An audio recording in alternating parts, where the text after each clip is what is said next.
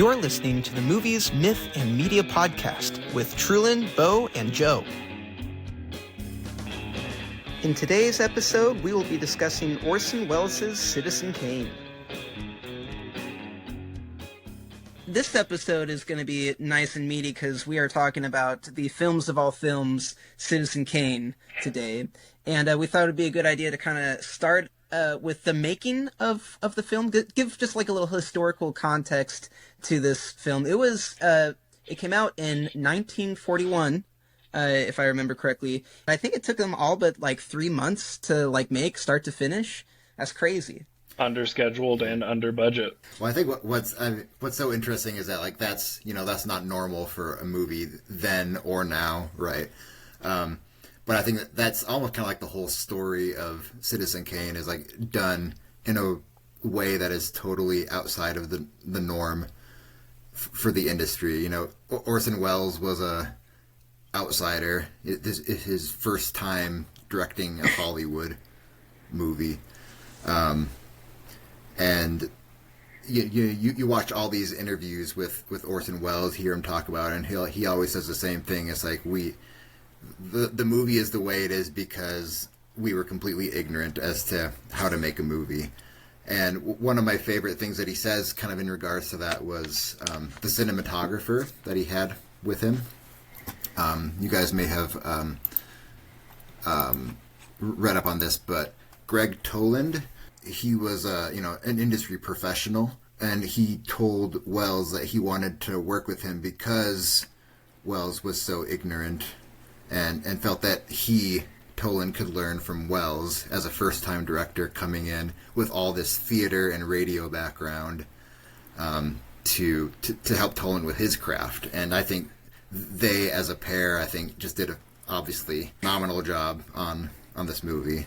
And I think they're not the main reasons, I would say, but because I think everyone involved kind of had an equal share in making this movie what it was. But some of the primary reasons why it's such a enduring masterpiece.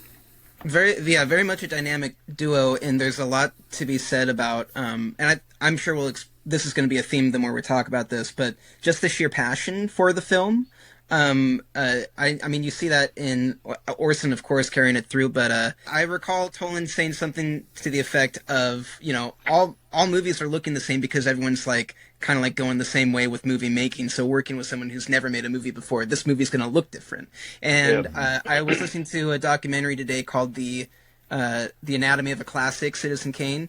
It was really good, by the way. You should check it out. But one of the things they were talking about in that is Toland was very much a coveted guy behind the camera, and they were actually trying to pull him into other projects. And he said, "No, I'm gonna do this." And I love that. That just speaks to his commitment to making a masterpiece. It's really cool. Yeah, definitely. I think as well. I mean, we look at Orson Welles' background in the theater and how there's so much in this that feels theatrical in that sense, right? More so, not less cinematic, more theatrical. And there's a lot of techniques used in the cinematography and in the lighting that kind of elicit that sort of theatrical stage play style. And Greg Toland, I think, really just nailed what Orson Welles was wanting, like that.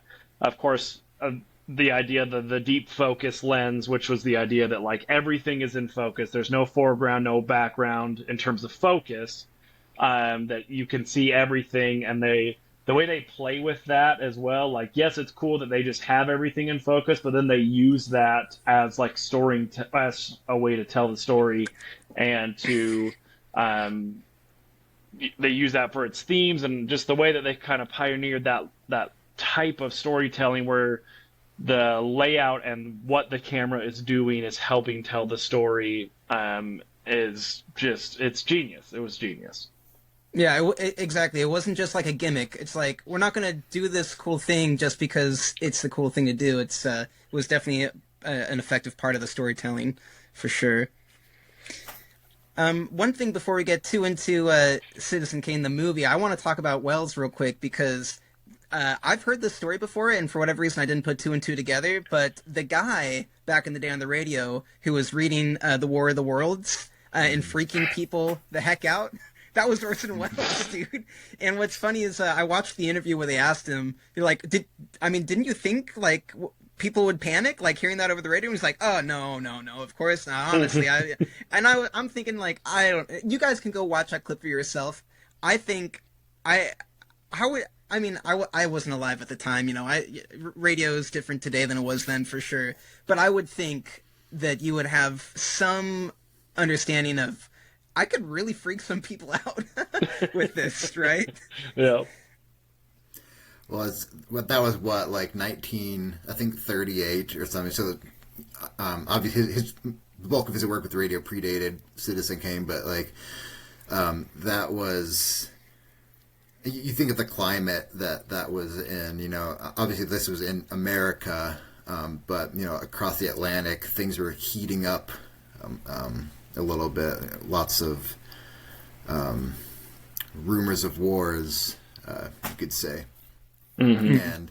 And it's so interesting that, we can talk about Orson Welles' age when he did all of this.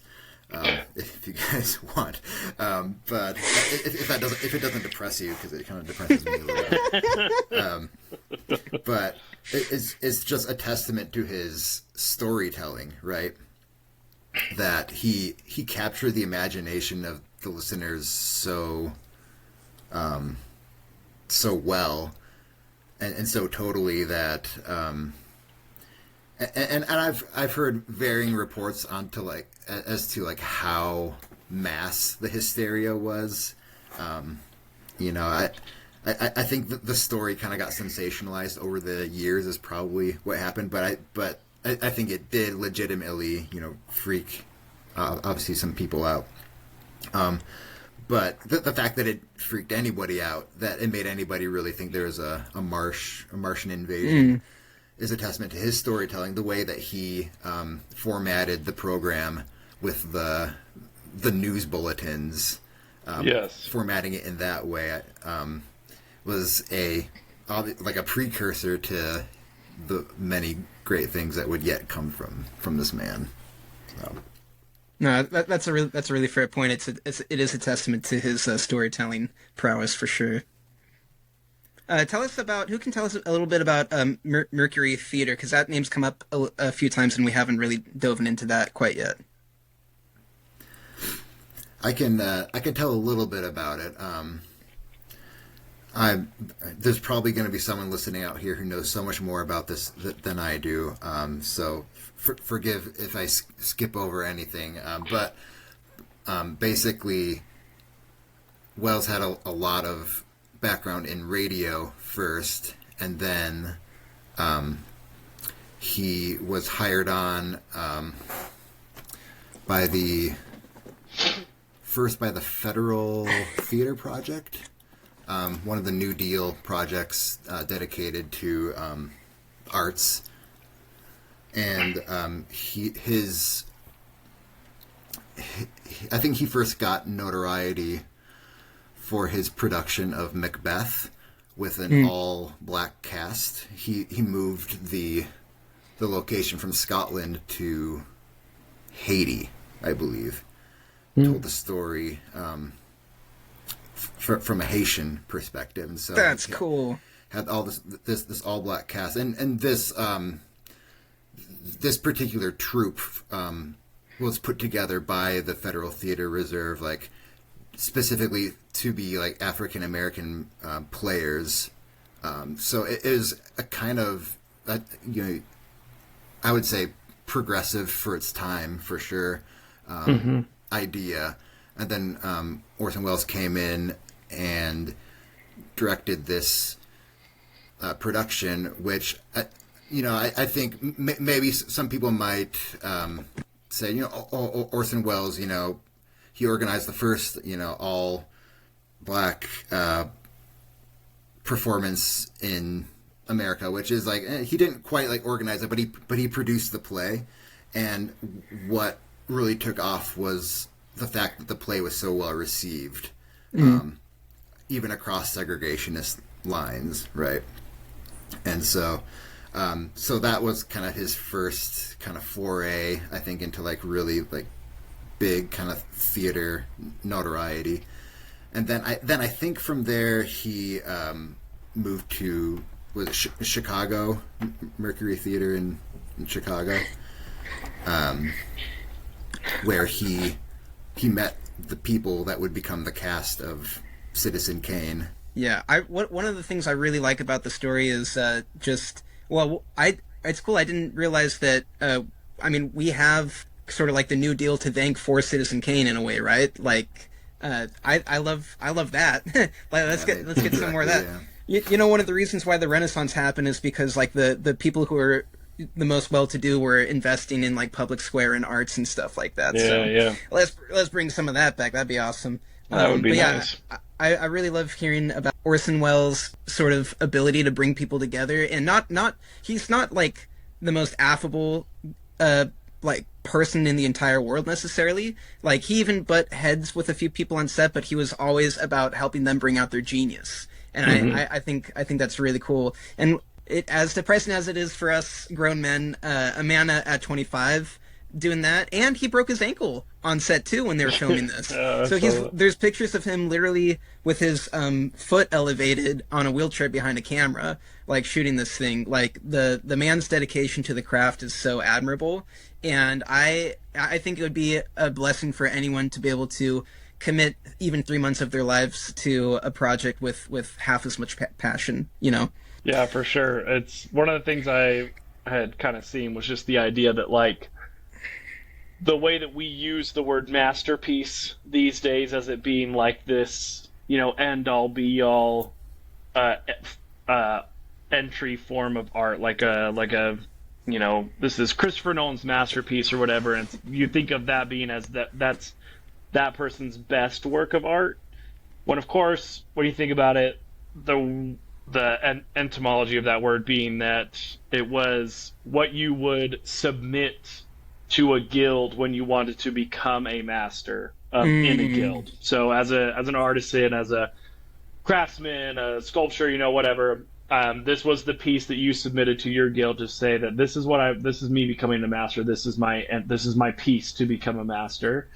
And what's I think so great about or so insane about Citizen Kane is it's both of those things, right? It is Orson Welles' masterpiece in the original sense of the word, in that it's his entry to become a master director, and it is also in the more modern sense a masterpiece of cinema. And I just could not believe as I was watching it how like there almost every sequence had a shot where I just thought to myself, how did they do that? Like just over and over and over, I kept thinking, how did they do that? How did they do that? And of course, it's been fascinating researching and finding out the answers to all of that. But it really is. I keep going back to this idea. Of course, it's culturally known as a masterpiece, but you know, seeing it take on this double meaning of it's his first entry into becoming a director, and it's his masterpiece in that, and it's been a very fascinating thing to look at. Well, and what's crazy too, and it's kind of like, I don't know, maybe poetic, that the reason why this was Orson's, like, you know, not only it was an incredible film, but the reason why Orson didn't necessarily blow up in the way that we would expect him to when Citizen Kane was released was because of the gentleman who sort of inspired the story, whose last name is Hearst. William Hearst. Randolph. William Randolph Hearst. Yeah.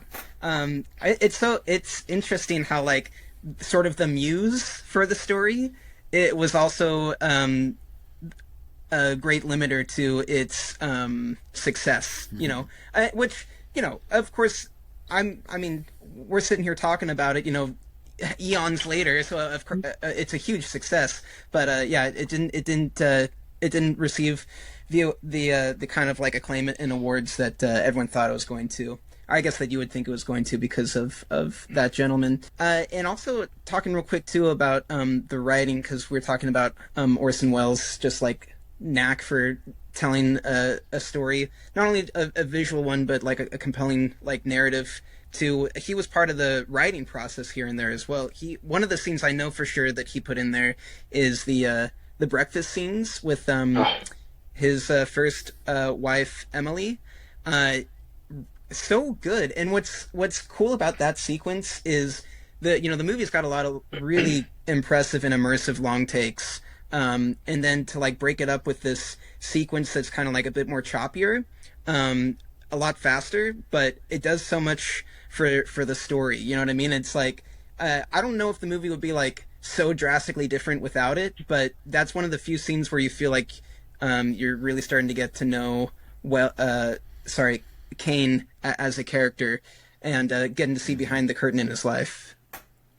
Yeah, dude, that scene's incredible. Just seeing the kind of downfall of this marriage in like 60 seconds through these just little snippets of their breakfast conversations. So good. And that's,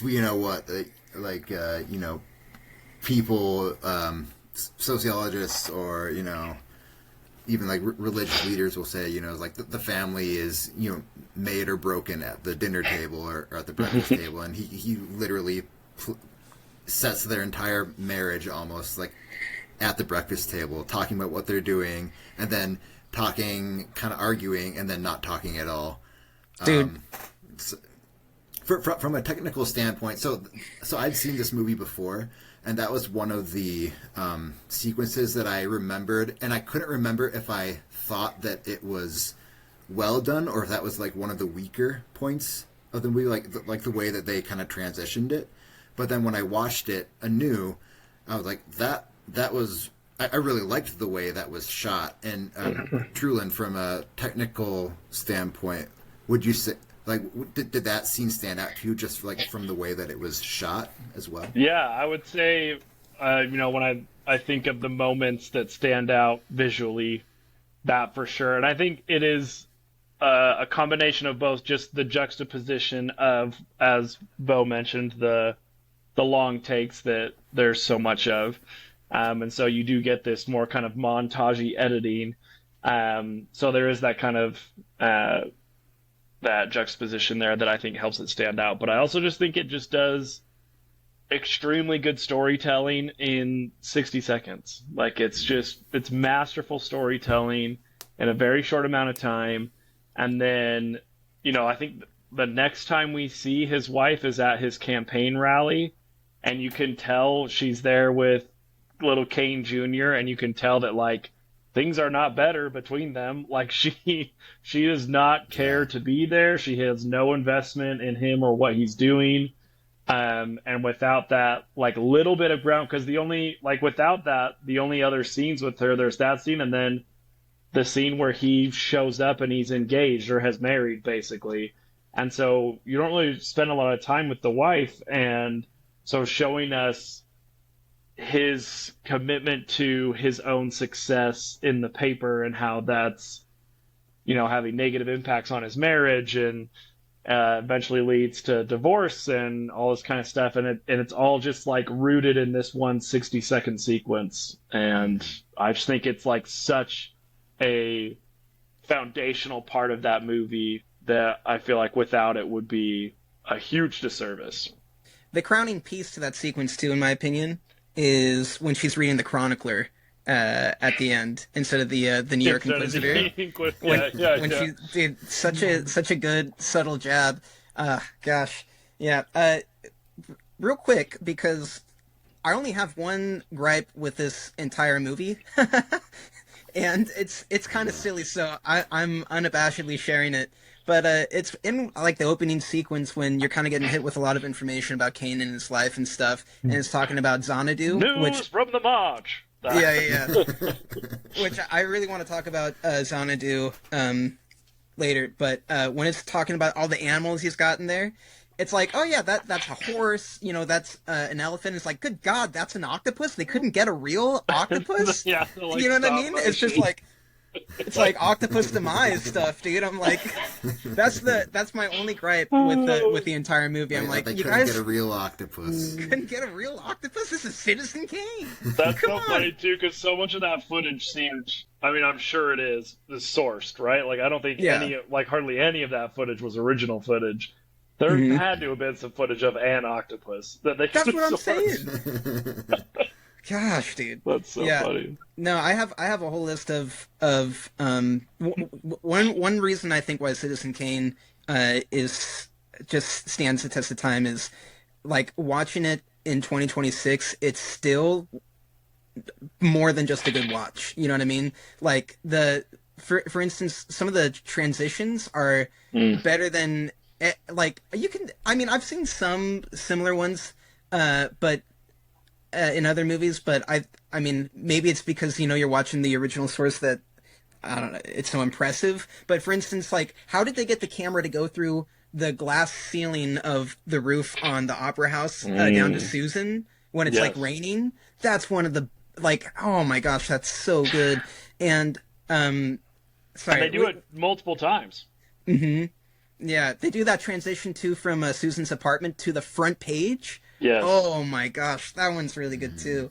Yeah, the whole movie just looks incredible, and I've never seen. I'm trying to think. You guys tell me if you've ever seen a movie that uses shadow and light like more effectively. Yeah. Like I guess I'll jump into some of like I guess a narrative device that I really liked about the story was I love that they had a journalist.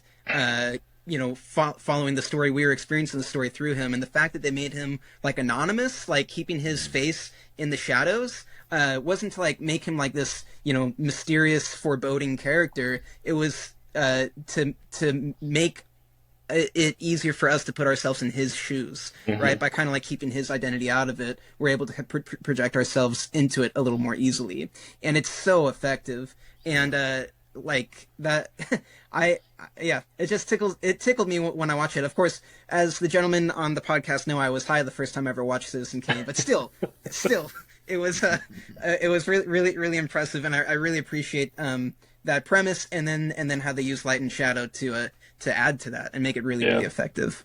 That one sequence when the reporter goes to the Thatcher library and that door opens, there's just that beam of light coming down onto the table, and the like secretary leads him in, and no one's in light. Like, none of the characters are in light. It's just the table and that beam, and they're just having this or even the first conversation that any characters on screen have all in the newsroom. Like, no one's lit in that. It's just the light streaming in. It's those beam lights coming in from the windows. And the cigarette smoke. All you can see is the light and the cigarette smoke. Yeah, that image is like so just good. like like imprinted on my mind. Yeah, Yeah. It's so good. It's so good.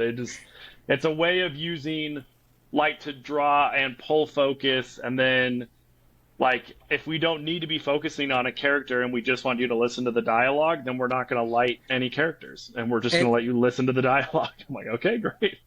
And that dialogue is so good. So good. Because right off that reel that it's like drinking from a fire hose. Like, there's so much information at the beginning. I know, dude. At first, I was like, "What's happening?" Yeah, dude. I turned it on and my subtitles were lagging. I'm like, "Oh no, oh no, dude." But no. I mean, what's good is they're asking the questions that the audience would be asking too upon seeing what we just saw. So really cool. Another bit of narrative device going along with what I was talking about with the journalist is he consults the book, Thatcher's book first, right? And Thatcher's book is the only information that we have and that he gets on Kane's childhood, right? Right. And it's interesting because, Kane's childhood is so important to his story, and the fact that it's the most removed from us as an audience also alludes to the fact that it was very removed from Kane too. But then when you go and you talk to Jedediah or Susan or Bernstein, those people are still alive, and so Kane's memory is still alive with them. It's still living there, and you can still talk to it, Whereas the childhood was, cemented into the pages of this book and locked away behind, some ominous door, Vault, right? yeah. Yeah, in a vault. So, yeah, I love the whole experience, especially as a former journalist myself. It was such a treat to watch a movie and experience the story this way. Yeah. When so he goes through his whole like reading his whole childhood, right? And he gets to the end, and we've seen this kind of like emotionally resonant story of a child who's separated from his parents and grew up. You know, he gets this sled that's not his sled. It's like a new sled for Christmas, and it's not the same. We never see it referenced again. It cuts to like all these men who have just like given him this like just, you know, very ominous like room full of men who are like saying Merry Christmas, Charles, and then that's all we get. And I don't remember if that's when it cuts, but then, you know, the journalist he gets to the end of the book and has not figured out what Rosebud means, and that's his primary concern. And I think there's an interesting juxtaposition there too, as well, as because we are meant to be the journalist and we're watching this human story that we kind of get involved in, but then cut back to the journalist, you know, the avatar that's moving this journalist around, and he hasn't figured out what Rosebud is, which we haven't seen enough of the movie to exactly. It's like we've seen too much of the movie to care about what Rosebud is, but also not enough to care about what Rosebud is. We're just watching this man's story from when he's a child, and then all of a sudden we're kind of yanked back to this mission this guy is on to figure out what Rosebud is. It's like, okay, yeah, we're not watching this to from an idealistic standpoint. We're watching this to figure out what Rosebud is. Mm-hmm. I thought that was a great device. I love there's just this kind of investigative, like that type of narrative structure of like learning of like we're like Joe or like Bo said, like the investigator is the audience surrogate, like we're learning the story as they learn the story. It's just a narrative structure that I think is so intriguing and keeps you engaged all throughout, because every piece of information he's getting is new information for him and for the audience, and there's hardly any like repeating bits of information, and so it's just constant stream of new information about this guy. And there is that kind of Rosebud mystery in the background, but like none of, like Bo said, like none of the living characters even, like as soon as they get asked, they're like, I don't know what it is, but I'll tell you about this thing that has nothing to do with that. Yeah, one of the instances of that I remember the most, which I'm still not exactly sure what to make of it, but it really drew me into the conversation, was when the journalist went to Bernstein. And first of all, dude, that chair and in the rain, like, very cool. Like, So I cool. heard that some of Citizen Kane inspired some of the feeling tone in like The Dark Knight. I don't know if that's necessarily like right, but it felt very that to me, very like noir, very very dark and moody. But what was cool was the scene opens and Bernstein says something about how when he was younger he saw this woman, this girl in a white dress on a ferry opposite of his ferry, and she probably never saw him, and he only saw her for maybe like 10 seconds, but he's never forgotten her. You know what I mean? Thinks about her every day. And it's like, oh my gosh, dude, like, like what a very short but like potent story that probably has nothing to do with Kane necessarily, or I guess immediately, but it's one of those like little things that just like reels you into like, you know, this is a real person and this is real conversation. It's a really cool way to spark the dialogue there. I love that actor that was playing Bernstein, man. He's so good. Just like Mr. Kane, like it, like just all the time. He's just like a mosquito. Like he's just around all the time. I thought he was so funny. A lackey kind of. Yeah, character. He's so good. I was thinking about with that, with some of the transitions that transition into her. Is it Susan? Susan Alexander, right? The transition like into her club. So I did see the camera goes like through the neon sign. It like threads the needle through the neon sign, and it's because they built a collapsible sign that would like split open. And so as the camera would fly by, the sign would split open, and then looking into the glass was a matte painting. And then they used the glass as like as a way to hide a cut. And then they bring the camera into the set and then come through the window.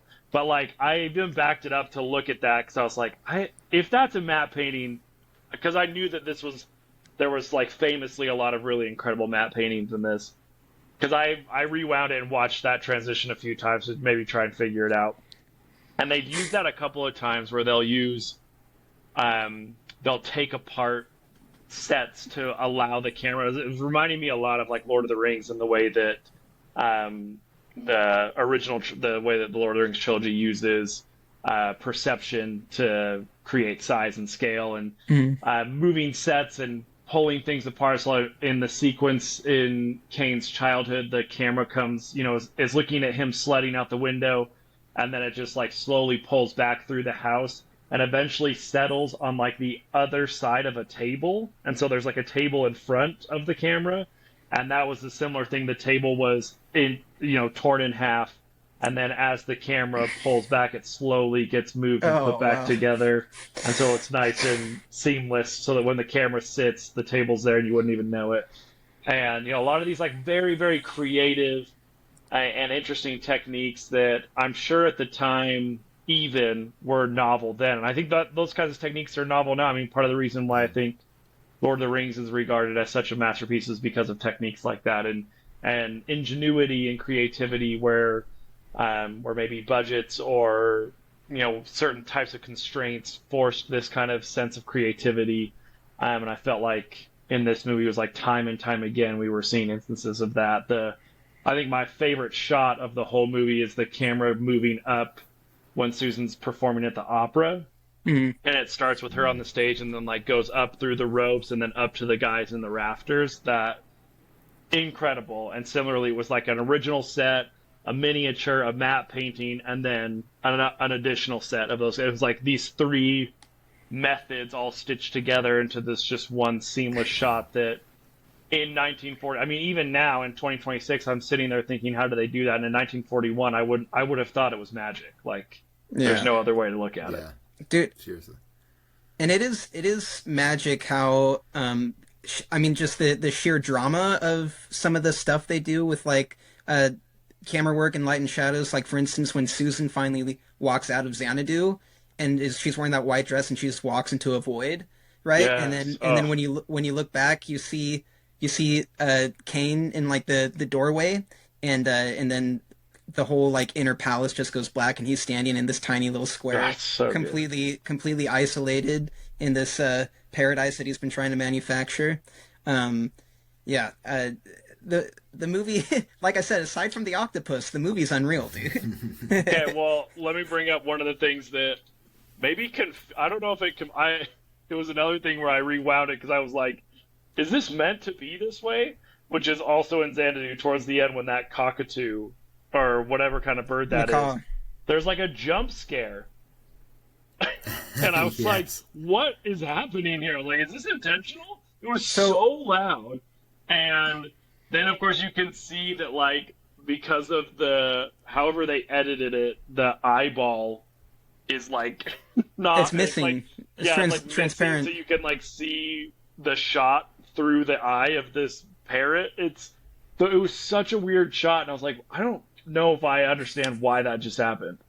So I love that shot, actually, because it was a jump scare. It's like, whoa, what the heck? Like, there wasn't like even any music playing. Just next thing you know, this umbrella macaw's just like screaming bloody murder.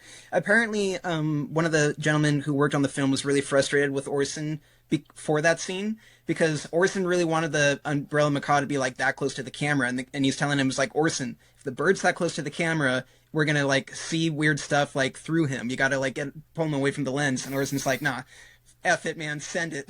but I actually really, really like it because of how eerie it is, and how it kind of like ushers in finally this sort of like mental, like psychotic break that Sure, yeah. that Kane had, that Kane has, and that one that that's been, I mean, that he's needed to have had that whole movie. That's what he needed. The whole time that guy just needed to finally like break and feel something. You know what I mean? To travel through, sorrow, rage, sorrow, grief, finally to beauty, and he does that. He goes in there and he just like, he just heats up and starts, throwing everything around. He even tears shelves off the wall. And in the Umbrella Macaw, is very eerie, especially with its,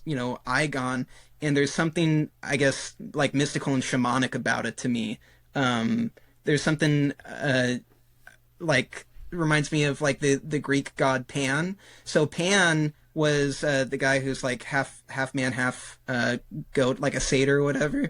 And the word panic comes from Pan. So it's like that eerie feeling when you're out in the wilderness and like something's not right and you're just like going out of your mind.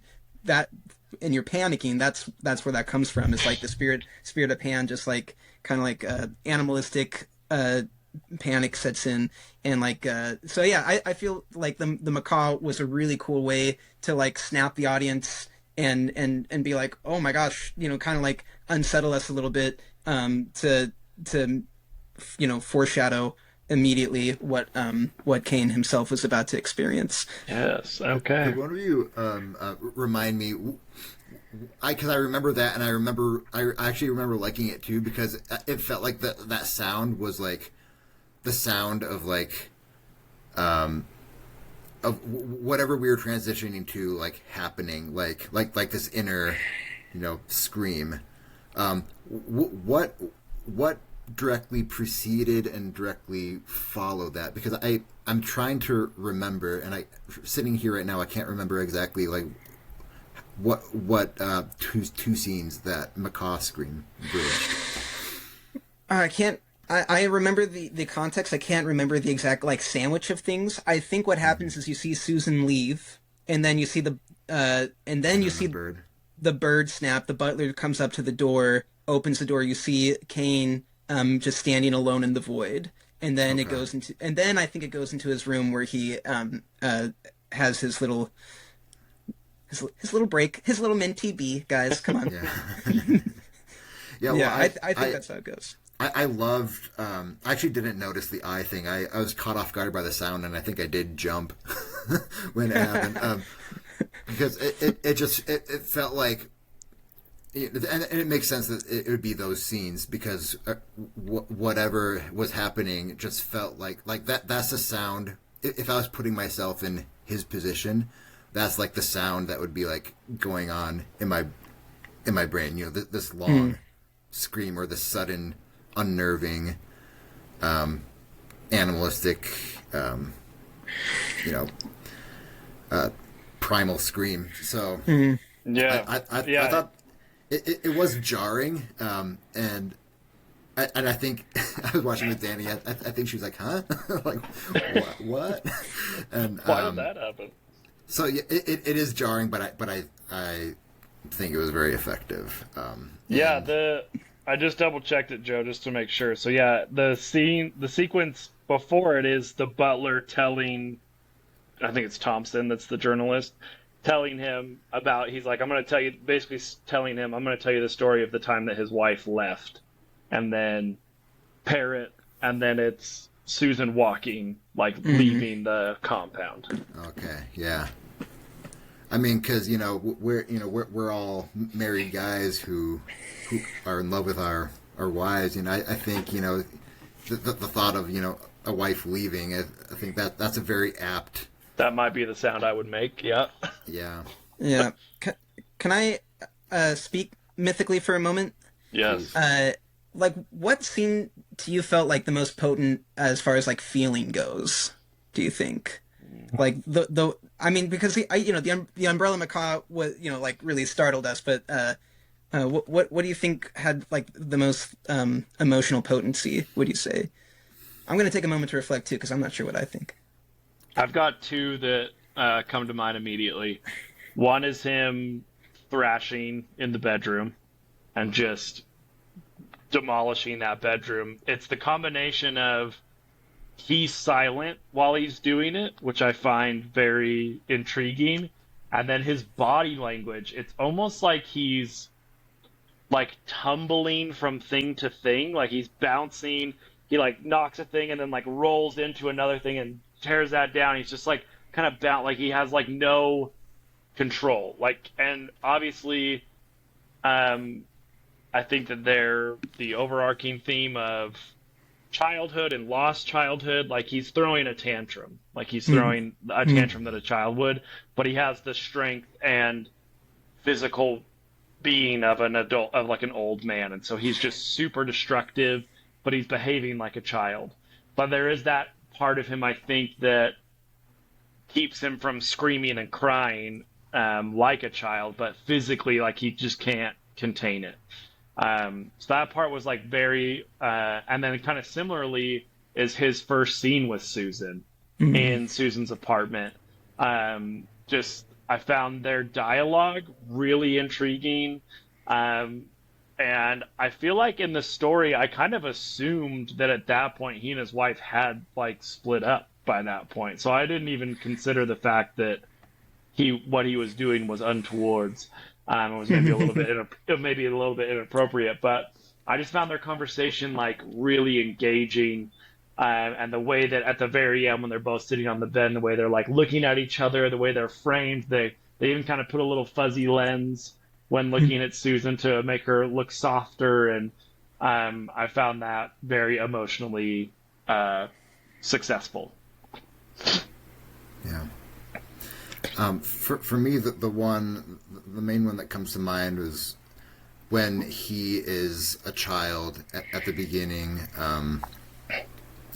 and he's talking about how he's excitedly making his snowman, and the adults are having the conversation inside the house and everything.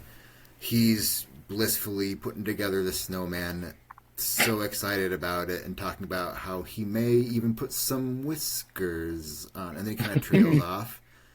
And then the conversation like that, and the conversation that follows, like almost moved me to tears, and it kind of makes me want to cry a little bit right now talking about it, because knowing the story and knowing that this is a movie about a man who never had that childhood, like that, like we were watching the end of his childhood, and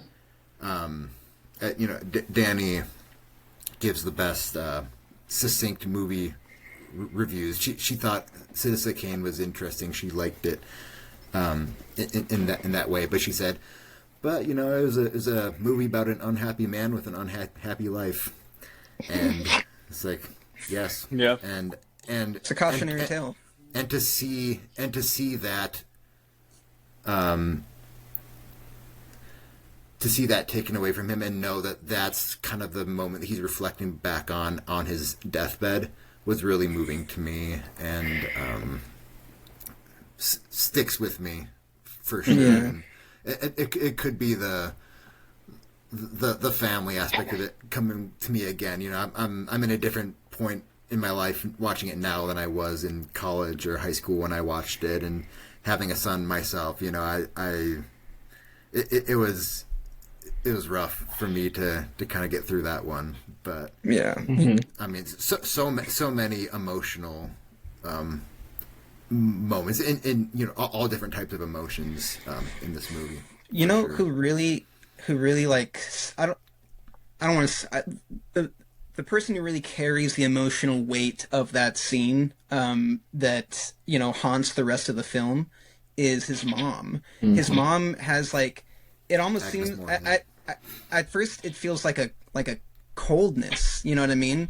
But it's like she is trying so hard to be as ruthlessly necessary as she has to be to save her son from an abusive father.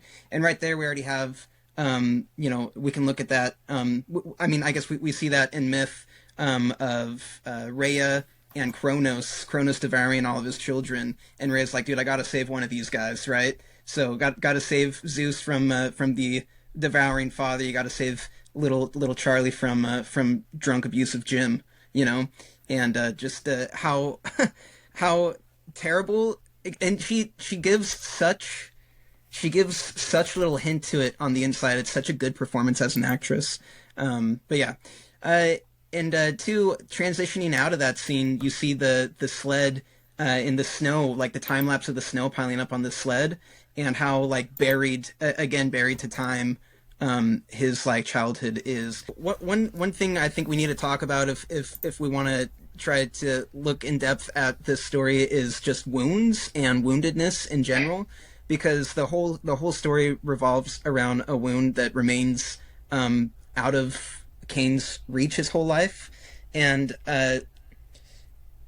it's interesting seeing how it affects his relationships, because the one thing he gets out of this trade where he loses his parents is power, right? He gets his tremendous wealth, he gets the tutelage of like a banker, like businessman, and so by the time he's 25 and he's let out into the real world, he's so capable of conquering it.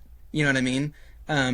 But his motivation, he's driven by resentment, first of all, right? He like I think Thatcher's like, what kind of man are you going to be? And he's like, whatever it is you hate, right? And you see so clearly how like he's motivated by this kind of bitterness, rage against what's happened to him, right? And the people he blames for it, for sure. But then what happens is, he uses this power, and eventually it gets to the point where he's dependent on it and he doesn't know how to have a relationship without it. So you look at all of his relationships and they're all based on power and not love. And love and power are kind of on like the same spectrum of, I guess, relationship. And so they both exist in any relationship, but it's very easy to teeter or totter either way, I suppose. But like with Emily, that relationship was very much like a strategic political move, right? Because she's the niece of the president. With Susan, and Susan's the one I want to talk about the most, is with Susan, it's like the closest thing he gets to love, because it's like that's one of my favorite scenes. It was so warming watching Kane, like, because that night he goes out for sentimental purposes. Like, ask Kane, like, what are you doing? It's like, I was searching for something sentimental, looking back in my childhood, and he kind of finds it in her, because when they get into the parlor, he treats her, very like nurturing because she's got a toothache, but also entertains her with these little like parlor gimmicks, like puppet shadows and stuff. It's very, very playful, and so I think what happens, you could say, is that he kind of projects his anima figure into her, which we've talked about that before. Anima being like the inner feminine or soul of a man, and but then and so he does, for all intents and purposes, fall in love with Susan. But then what happens is, again, because he's become so dependent on power, is he forces her to hold that the rest of her life, right? And the Getty scene, dude, I've never heard anyone yell so absolutely So embittered good. in my life. Getters! So good. I did a sing. I had to look up what Sing Sing was. I'm like, is that like one sing short of the jazz song? Because that doesn't sound that bad, right? No, it's a prison if you're yeah. Anyways, yeah, I could go on, but I feel like I've said plenty, so you guys can pull on whatever string you'd like. Well, I wanted to talk a little bit about his Kane's kind of inner circle. We have Leland, and we have Bernstein, right? And specifically, kind of how we see them as the reporter sees them. We kind of briefly mentioned about the reporter going to see Bernstein, and what I thought was so striking and so kind of unnerving was that, like, Bernstein is still kind of he's still Kane's man, even though Kane is dead. He still has this giant portrait comically large portrait of of Kane, like behind his own desk, and so of course, it's only been a week or so since Kane has died, so he hasn't exactly had time to redecorate, but he wasn't in any hurry to redecorate either. He was this kind of like this yes man, kind of this very in a way kind of sycophantic person to Kane, but I think also just really honestly, genuinely admired him and admired his power and the way that he used it, and he still kind of is on Kane's string, and if Kane were to rise from the dead and assume business as usual, and I guess Kane has been at Xanadu for several years, kind of alone at this point. So several years has passed since they've had any sort of even professional relationship, and so Bernstein is still kind of in that mode. And then we cut to Leland when the reporter visits him, and he's in this care facility, just old age is kind of taking its toll, and he is kind of almost a little bit like turning senile a little bit, almost like, and what in a way that was more unnerving to me than the Bernstein scene. The Bernstein scene was unnerving to me in that this man was still like Kane still had his claws in this man years later, and he was always going to be a disciple. But what was unnerving to me about Leland was that he was I think this kind of downward trajectory that he'd taken over the years. He had this. He almost kind of seemed like a moral kind of center for Kane, and Kane looked up to him, and took him seriously as a companion. However, that fit into the power dynamics and Kane's usefulness for him, but I think that he really regarded him as a friend, and but Leland kind of takes this nosedive, and you could say maybe on screen it started with the derailed campaign, but was probably building up before that. He moves to Chicago, is implied to be just kind of having this rough life, alcoholic perhaps, and then we get to him at this care facility, and he is just kind of this shell of what I think he could have been, maybe by his own auspices, or out from under the shadow of Kane. And he's saying, they say that nurses were pretty, and he keeps asking for the cigar, and so it's kind of this this little bit of a crank, but he's still, he tells a story about Kane and everything, but you just kind of see this lesser version of what he could be, and I think that's one of the legacies that Kane left was the campaign that could have been, the marriages that could have been, the childhood that could have been. Some things were his doing, some were not, but I think by the end of the movie, of course, and I think it's even I mentioned one time about the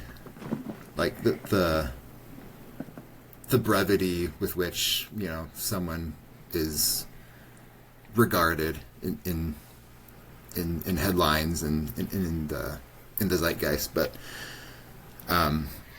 just all these wasted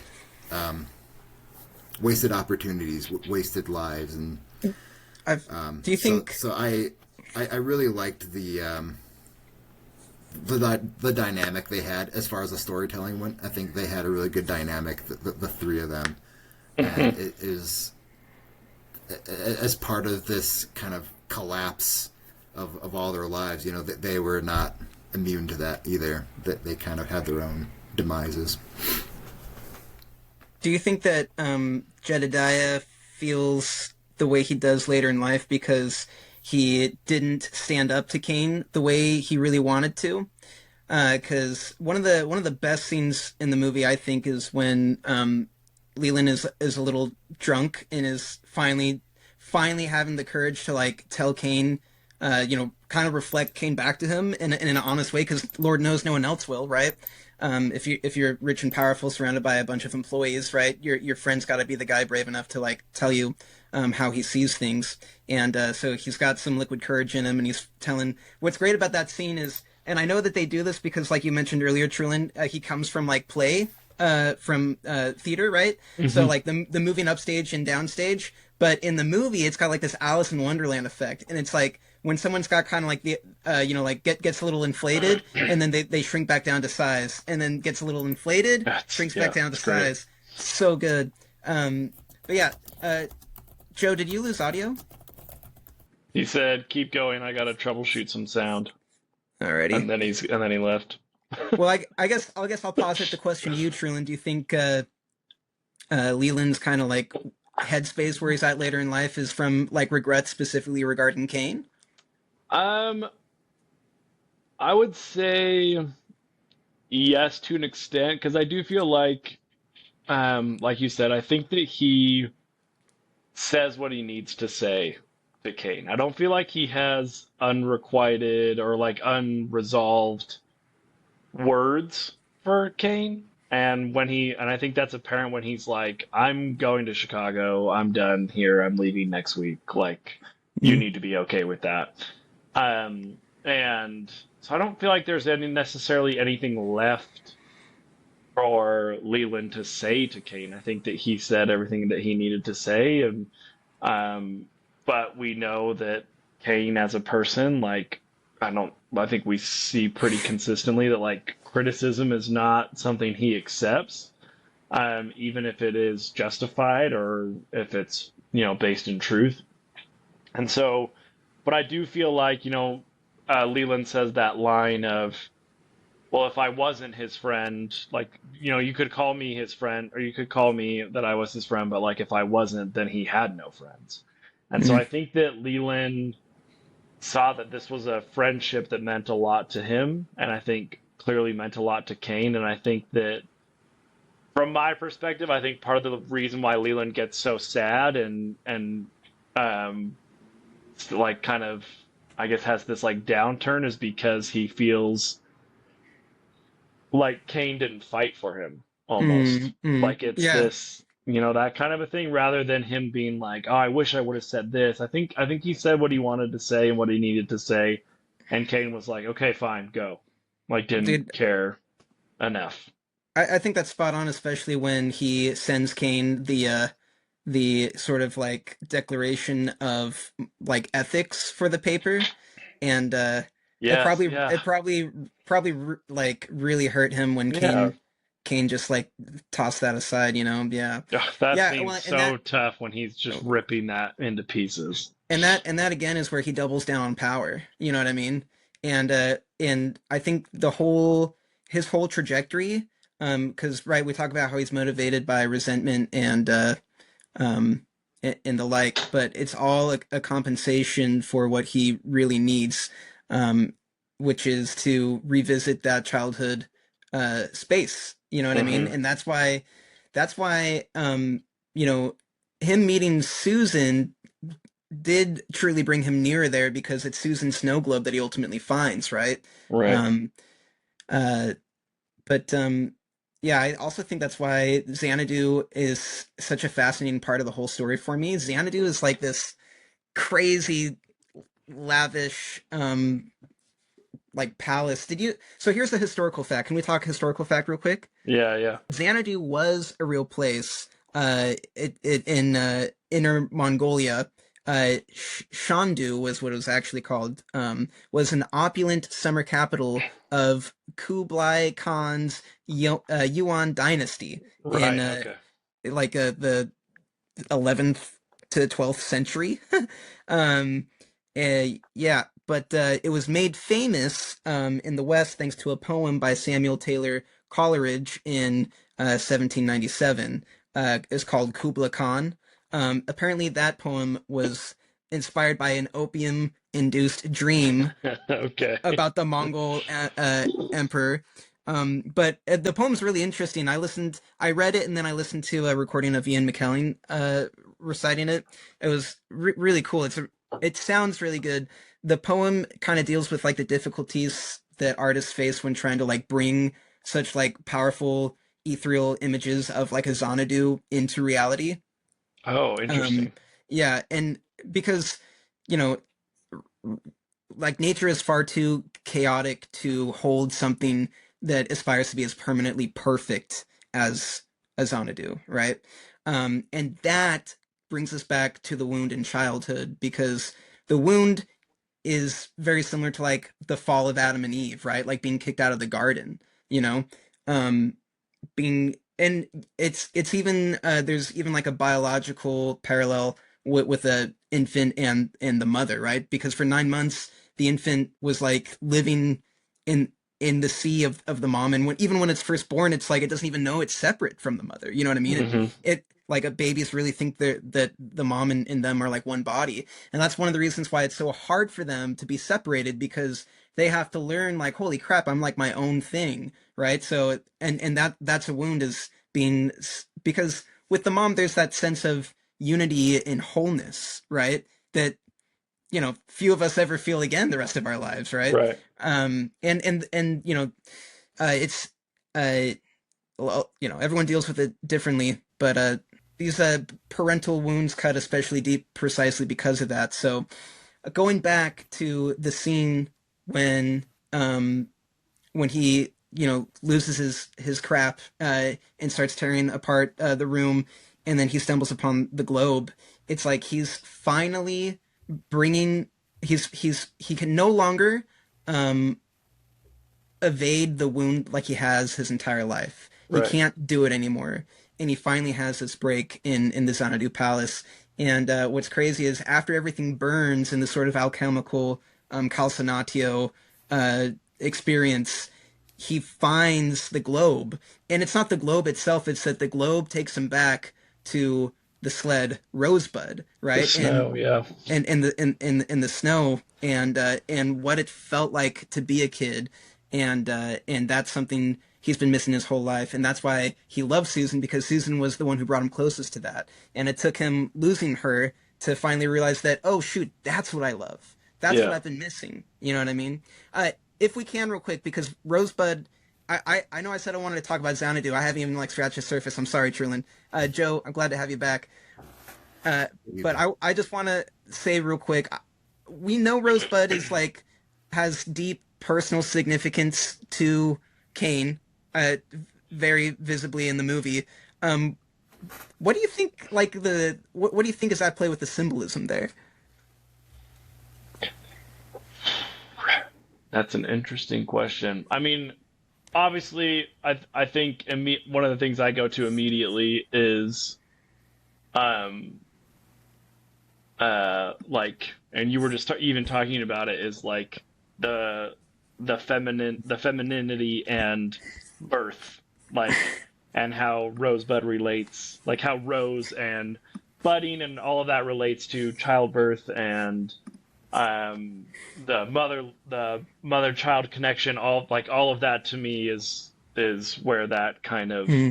like, obviously Rosebud is the name of the sled, but like, why is that the word that they chose, and like the sled could have been called Harry and Son sled, like it could have been called anything. So like there's a reason it's called Rosebud.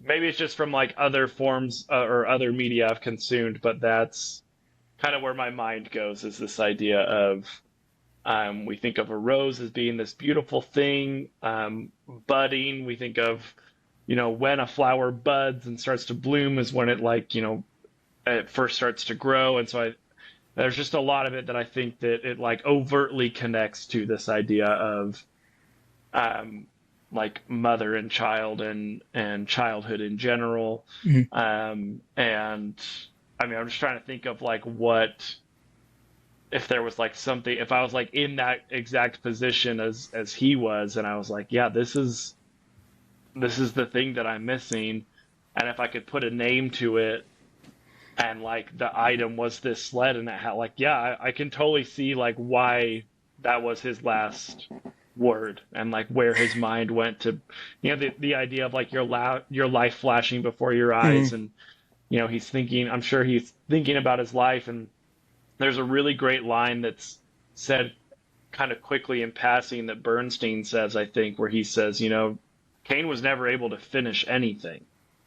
And which I think relates to almost every aspect of his life, both in business and in relationships. And I think, again, just goes back to this idea he didn't get to finish a childhood. And so there's this like unfinishedness that just Mhm. looms over him and in everything that he does and trying to recapture and finish that childhood he never got to. And of course, you can't, as an adult, you can't go back and finish your childhood. But he's doing his damnedest to try and do that. And like you said, Bo, he sees that in Susan, and I mean, he builds this immaculate palace that's like it feels like honestly what it was reminding me of, and again with this idea of like childhood and lost childhood, it was reminding me of like Michael Jackson's Neverland, of like Mhm. this Mhm. place, this like homage and this like temple of what he didn't have, and like that's what it was reminding me of a lot, because I feel like Michael Jackson was kind of a modern day example of a Citizen Kane, this person who was had essentially had his childhood taken from him at the cost of immeasurable success, and Mhm. then spent his later years trying to recapture what was lost. It just the parallels reminded me a lot of each other, but yeah, I guess all of that is to say, like, I just feel like this rosebud motif has so much to do with motherhood and childhood, and I think that's a good point too.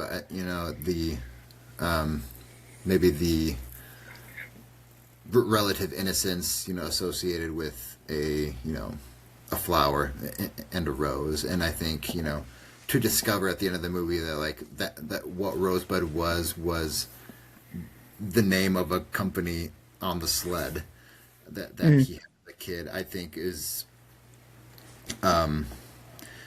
I think it lends itself maybe to the idea that like the meaning of Rosebud is almost like the lack of meaning. You know what I mean? It in a life where everything has a subtext.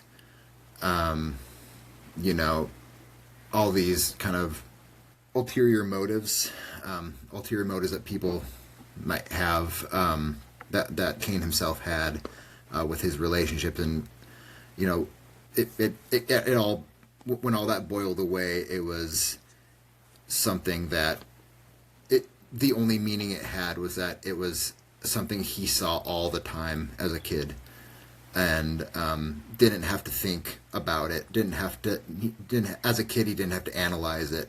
He didn't have to like it was so simple. It was the name of his sled, the name on his sled that he loved, and the all the other any other analysis, or the trappings of the pursuit of power and money, and the adult life, that strips away, and what's left is this talisman from your childhood that after everything else holds the most meaning. Yeah, and it's so poignant too when you see it, just like after you realize what Rosebud was, or I guess in the scene when they finally tell you, because they've been alluding to it because they show you the sleigh all the time. But then it just into the furnace, boom, there it is, Rosebud, and there's that kind of like really like scary music of like I don't know, something about the on one hand, obviously the fleeting nature of mortality, but also, Joe, like what you're talking about with the fact that no one gives a damn about this sleigh. You know what I mean? Like it's right, and truly, it is something that only has meaning to Kane. And what's nice about the movie is we can only guess and like walk around what that really was. And I'm sure for Kane too. And the reason why he kept saying the word over and over again was like, he was completely fascinated with it. Was probably because he didn't have the conscious language, I guess the language to bring it into consciousness fully because it was so potent with feeling, I'd imagine. So he just ruminated on it, right? But I really like what Trin was talking about with the Rosebud. It reminds me of like the garden, right? Like like a Eden, right? And who you are in the garden. I think that's kind of like what the snow globe like reminded him of, was like, who was I before like the power? Who was I before I was always trying to like, achieve more, become governor, this, that, or the other. And then the other thing though is like it's a sleigh, and we talked about gravity in the Knives Out episode, and kind of like what a beautiful concept it is that you can just play with nature's laws on a sleigh. You know what I mean? Don't have to think about it. You just like slide down the hill and let the wind blow through your face. So something really, I guess, beautiful about that too. But it's also a beautiful word to say, rosebud. It's That's true. Rosebud. phonetically. It's just, I didn't realize his mustache was fake in that. By the way, when they I like, know, me either. It looks so it's good. so good. we should talk about either now or later if you guys have more to say about Rosebud. We should talk about. First of all, Orson Welles' age when he did this movie was 25. I think the prosthetics, the makeup, however they age people, I think was certainly helped by the fact that this was shot in black and white. But I think was, for the most part, pretty good and pretty convincing. I think Kane as his oldest self, I think that was kind of the most like he looks fake, a little bit of a fake person. But again, whether it was intentional or not, that kind of fakeness kind of lent itself to who he had become in the story at that point. But Well, and they even did quite a bit of makeup effects for him when he was young to make him look more handsome, because they didn't think that Orson Welles was handsome enough. So they did quite a bit to. So I don't think he probably had a scene where he wasn't done up pretty intently. Can we talk to? Sorry, I'm almost done talking about Xanadu. Joe, you missed it, but I talked about how the Xanadu actually used to be like this, like Mongol empire in like the 11th century or whatever, and then it was later made popular in the West by a poem in like 1797. This poet had like an opium trip and wrote about Xanadu. Anyways. But one of the things I want to talk about Xanadu is obviously it's a compensation. He's trying to rebuild paradise using his power, right? In his wealth. But what's so interesting too is he keeps filling the damn thing with statues. And what's so fascinating and mythic about that is the stoniness that comes in when we've denied our wounds our entire lives, right? You see all the time this relationship between stone and stuckness. For instance, Medusa. Medusa's fearful gaze is what turned men to stone. But also there's a German myth called the Water of Life, where these brothers are all on a quest, and two of them the two older ones happen to piss off a gnome.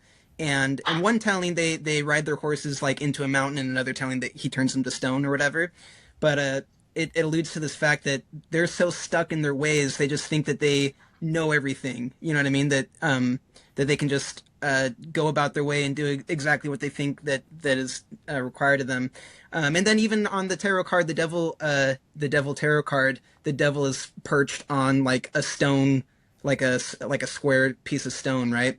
So stoniness is very, very mythical, and it's interesting to me that he's filling this you know, weird paradise not with people. There are only two people aside from like, you know, the butlers in the whole thing, which is, you know, Susan and Kane, but with statues, with relics, and it just goes to show how, you know, all of his power uh can't get him what he really needs. It just keeps him stuck in the same place, right? I was just looking up because I was trying to remember what the quote was. I feel like, and so I just looked it up because Leland says a great quote that I think really reflects what you were saying, Bo. He says, "That's all he ever wanted out of life was love. That's the tragedy of Charles Foster Kane. You see, he just didn't have any to give." And you talk about this stoniness, a heart of stone, and that whole, all of that, and just that. I think that his buying up of statues was, you know, whether it was subconscious to him or not, you know, he was attracted to these things, and I think it probably because he saw a bit of himself in them, with this level of hardness that he put in between him and others. Mm. I don't want to project too much onto, you know, from Kane to Wells, because obviously Kane is a man that Wells is playing, but as far as Orson Welles' own life, own childhood, you know, he was an orphan by the time I think he was 15. He was actually born in Kenosha, Wisconsin, pretty near my old stomping grounds. You know, grew up in Chicago. His parents separated. His mom passed away when he was 9. His dad kind of took him on all these kind of trips.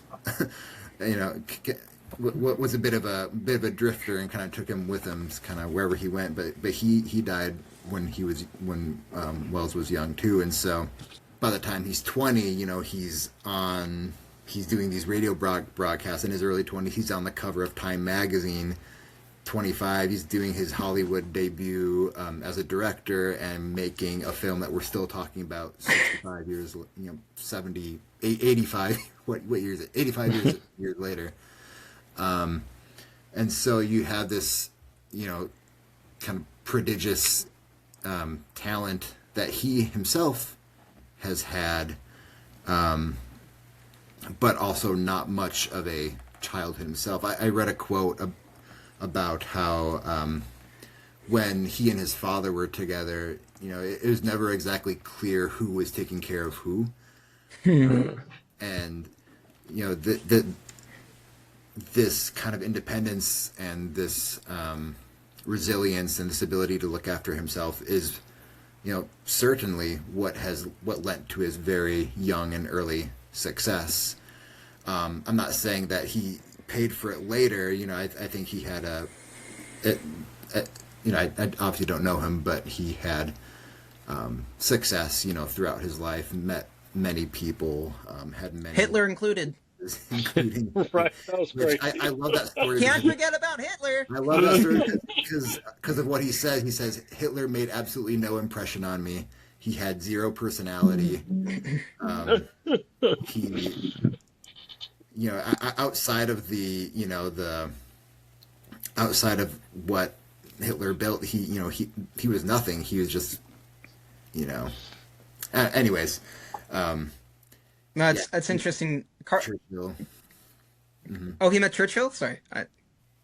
Yeah, I watch. You know, I love to watch Dick Cavett interviews from the 60s and 70s.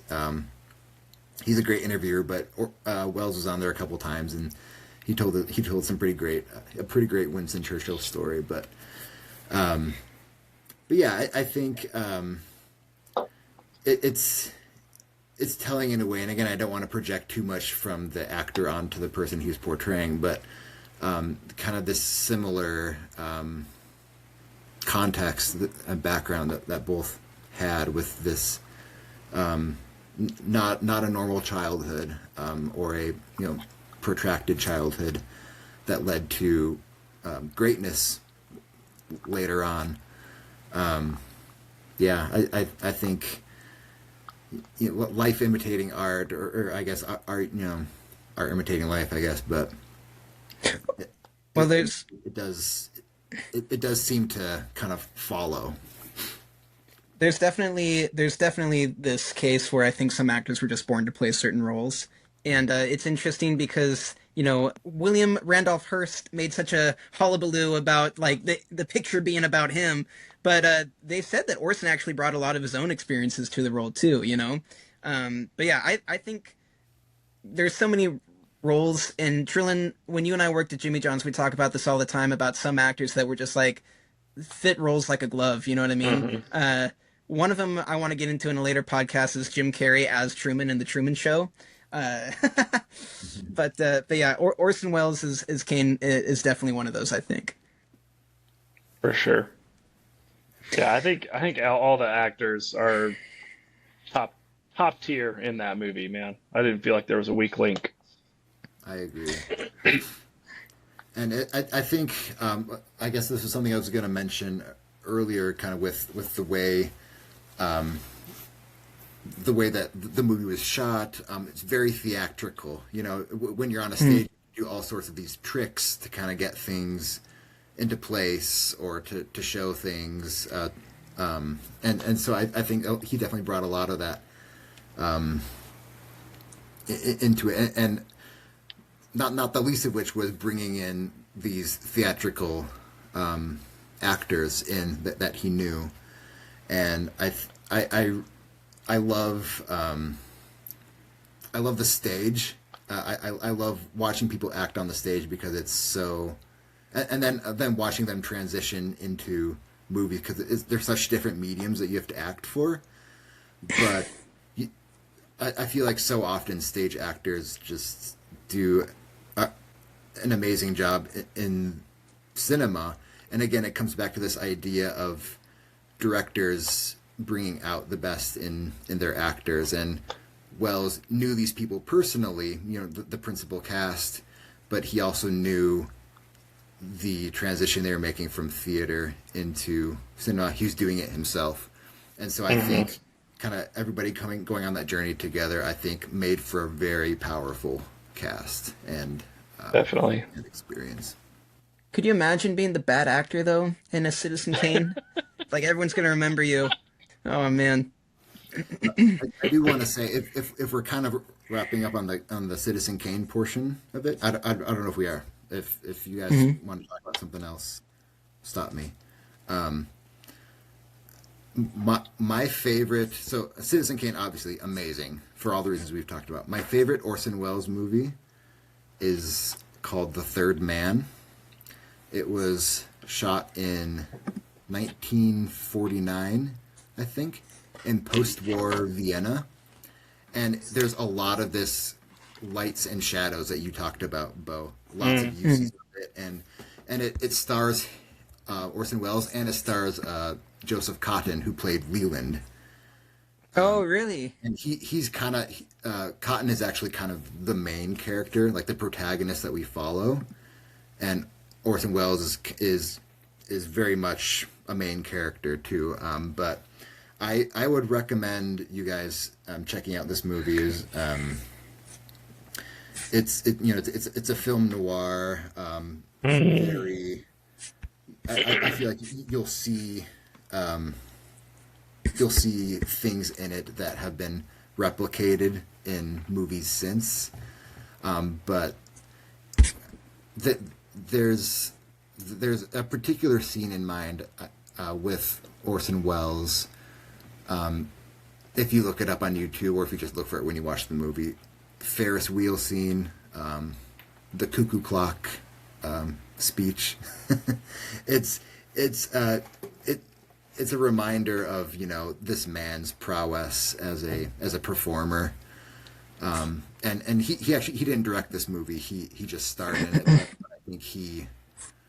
I think there's some controversy as to how much he kind of directed, kind of co-directed. Interesting. Just out of habit. But yeah, definitely would suggest checking that out. And he directed and starred in a movie called Lady from Shanghai that has Bernstein in it as well. Oh cool. As a villain. and with Orson Welles as a protagonist. So I love what he has also said about directors bringing out the best in their cast. And he's, maybe you guys saw this interview, but he gave a talk in 1982 in Paris to some film students, where he talks about, he's speaking to a room full of prospective directors and saying, I wish that you were all actors, because the actor is the most important person in a movie. And he was saying that one of the ways that cinema had decayed over the years was that the director was being elevated as being outsizedly important to the movie. He says that, in fact, I wrote it down. Let me pull it up. He says, the decadence we have in the cinema comes from the glorification of the director as being not the servant of the actors, but his master. The job of a director is to discover in the actor something more than he knew he had. That's a good quote. That's very interesting. And I have some conflicting feelings about that myself, but I think he makes a really good point because of everything that we've talked about. These strong performances in Citizen Kane, and you think about some of the directors that we talked about in our vampire episode, or even in the Knives Out episode, about these directors who continuously work with the same actors because they've established this rapport. They can read each other. The actor knows what the director's going for. The director knows how to bring out the best in that actor. And so I really, all that to say, you should go watch The Third Man. Dude, I don't know if you guys felt this way, especially after watching Citizen Kane and then just looking up some of the, facts about how it came to be. But it, made me long for the early days of YouTube when people were just making, homemade videos, all the time and, putting them up there. And, so many people got their career started that way. Yeah. I wish I could get just a few teen years back where I didn't have to, work or, pay bills. And I could just, submerge myself in some fun project like that. Yeah. Yeah. It was really inspirational, at least as far as pursuing any kind of creative endeavor. When you hear the agreements, disputes, solutions, and just creativity that came out in the project is really, really cool. Yeah, agreed. I'm always a big believer that low budgets breed creativity. I think that that's something that's very important, and I think one of the biggest issues with modern movies is budgets are way too big. No, dude, say more. Yeah, I think there's plenty of examples. I think thankfully there is kind of a rising, a resurgence of the indie movement, which of course got really popular in the 90s. Quentin Tarantino's a big part of that, but when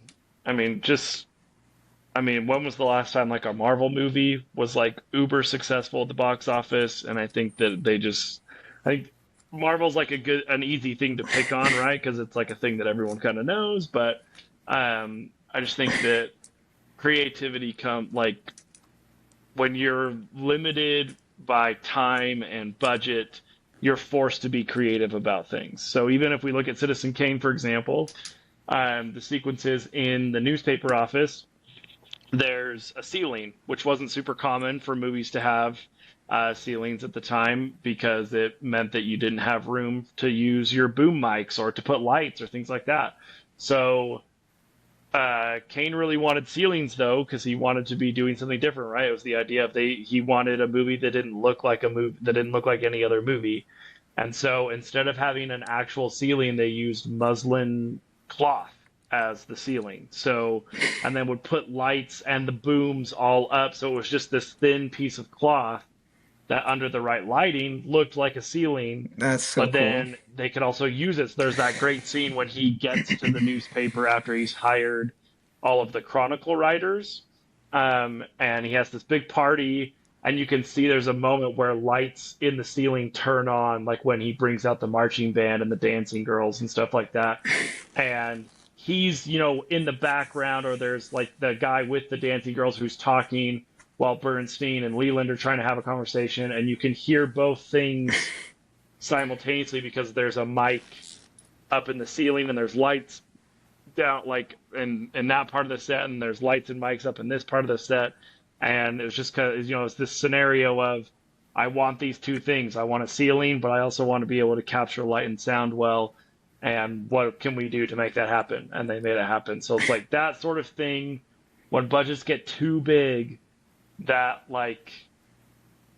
scenario where you're forced to be creative disappears. And it's very troublesome, in my opinion. Couldn't agree more. I'll save it for the Stranger Things discussion, but Stranger Things season 1 versus Stranger Things season 2 through 5. Yeah, yeah. My example. Couldn't even finish it.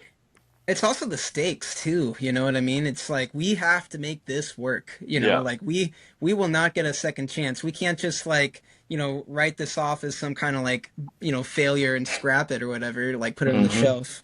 And I think going back to the Orson quote that you gave us, Joe, is so spot on, because he understood what went into creating a movie enough that he could have dialogue with everyone who's playing their own independent role and had something to say there. And there's kind of like a connectivity that sparks something really, really magical. If I may add in another Orson quote that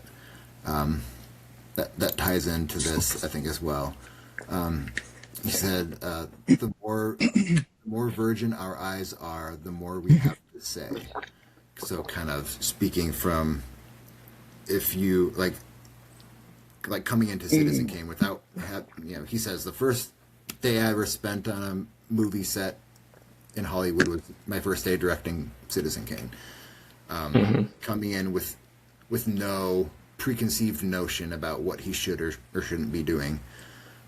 So this quote that I said, the more virgin our eyes, the more we have to say. He was talking about the detestable trend of the homage, and how when if you saturate yourselves in watching movies, you run the risk of unconsciously, or worse, purposefully putting elements of other movies into your own movie and not relying on your own creativity. I think it's a similar conversation with the budget. You have the greater resources to do something, and so you end up kind of just being lazy about it. But your creativity will stem from a lack of, almost like a lack of awareness of what else has been done, and so innovation, coming from a lack of experience or a lack of awareness. I think it's such an interesting concept for all the arts. I as something of an artist myself. One worry is like, has this been done? Am I doing something that someone else is doing right now or has already done? But if you don't know, then you will do it differently, and you'll do it uniquely. Something that known, and who knows what had been done before or after Citizen Kane that was using some of the same elements but didn't get the same exposure, but also this idea that nothing is created in a vacuum, so you do have these kind of unconscious influences, and it's just such a testament to the beauty of the human experiment, I think, that and creativity, that the way ideas are fomented and the way they come to life based on the individual. So I think Orson Welles was a fascinating man and had some really unique perspectives and ideas that obviously were brought to life in Citizen Kane. But I think that artists today can still pull from and can still apply. He would have, if he didn't care much for the homage, he would have hated the trends then. Like, the era of like, when you were talking about that, Joe, I was thinking like, man, we literally have a system that rewards the opposite now. You know what I mean? We literally have a system that incentivizes you to do what this person did who got really big doing it so that you can also get really big and carry this trend. And now we have a whole production of everyone doing like the same thing, you know? Mm-hmm. He would be losing his mind. Could you imagine bringing Orson Welles back to life just to make him watch the Marvel Cinematic Universe start to finish? Oh man, he would hate it. Oof, that would be tough. Okay. This is the last question. We'll end with this. Which Avengers or Marvel movie do you think Orson Welles would have liked the most if he could come back and watch them? It's got to be an early one, right?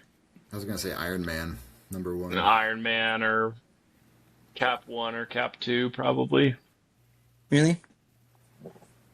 Although I am worried with Cap 2 having the narrative structure of like espionage thriller, although it's not really. I'd be a little worried about him being like, we've seen this before, guys. I did this. Yeah. Man, that first Iron Man movie is gold. I think you could like that, and I think it's obviously it's a very interesting character study, which a lot of those movies are not anymore, which is unfortunate. Honestly, though, we know if Orson Welles came back to life today, the first thing he'd want to watch are all these CEOs eating cheeseburgers. That's the very first thing he'd want to watch. Yeah, definitely.